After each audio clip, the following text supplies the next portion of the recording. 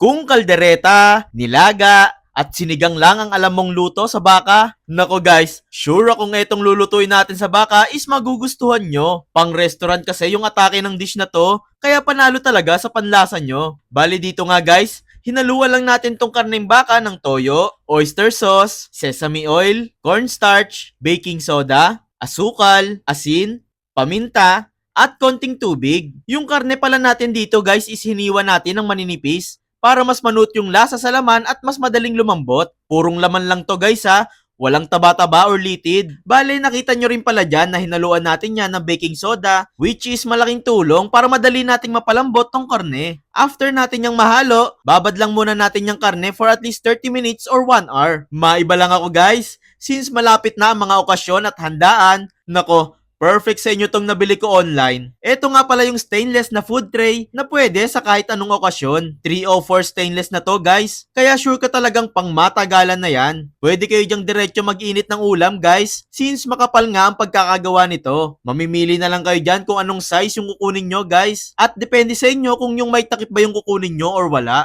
Kaya maglalagay na lang ako ng link dyan sa comment section guys ha, para makabili ka na rin nito. Bale, habang nakababad pala yung mga karne, heto't sa isang bowl naman, naglagay lang ako ng half cup ng tubig at kalahating beef cube. Dinurog-durog ko lang yung beef cube dyan, then saka nilagyan ng toyo, oyster sauce, asukal, at sesame oil. Yung exact measurement at ingredient pala nitong niluluto natin is ilalagay ko sa dulo ng video para may reference kayo kapag kayo na yung magluluto nito. After pala nating mahalo yan, dito naman sa kawali, nagpapakulo lang ako ng tubig. At siyang lagay dito ng mga broccoli. Bali dito guys, mga 30 seconds ko lang lulutuin tong mga broccoli. Di kasi masarap yan pag overcook. Then saka ko yan hinango at diretsong nilagay sa tubig na may yelo. Dire-diretso pa kasi yung naluluto kahit nahango na. Kaya need natin yung ilagay sa tubig na may yelo. I-drain din natin mamaya yung tubig dyan guys, huwag kayong mag-alala. Then dito ulit sa kawali, magpapainit lang tayo ng mantikang panggisa. Saka ilalagay dito yung sibuyas, bawang at pinong luya. Bali dyan nga pala guys, nilagay ko na rin dyan yung nababad nating karne kanina. Hinalo-halo ko lang yan, then saka tinakpan para maluto ng husto. Mga 10 minutes ko yung niluto dyan. Then saka na natin nilagay yung mixture na ginawa natin kanina. Hinalo-halo ko lang yan at hinayaang mag-simmer for 5 minutes. After ng 5 minutes, nilagay ko na rin tong red bell pepper at siyang halo-halo pa dito for 1 minute. And last but not the least is itong broccoli natin. Kung gusto nyo nga pala ng mas malapot pa yung sauce guys, pwede kayo maglagay ng slurry or pampalapot. Cornstarch at tubig lang naman yon guys. Pero para sa akin kasi, okay na yung lapot nito. Pagkalagay ng broccoli,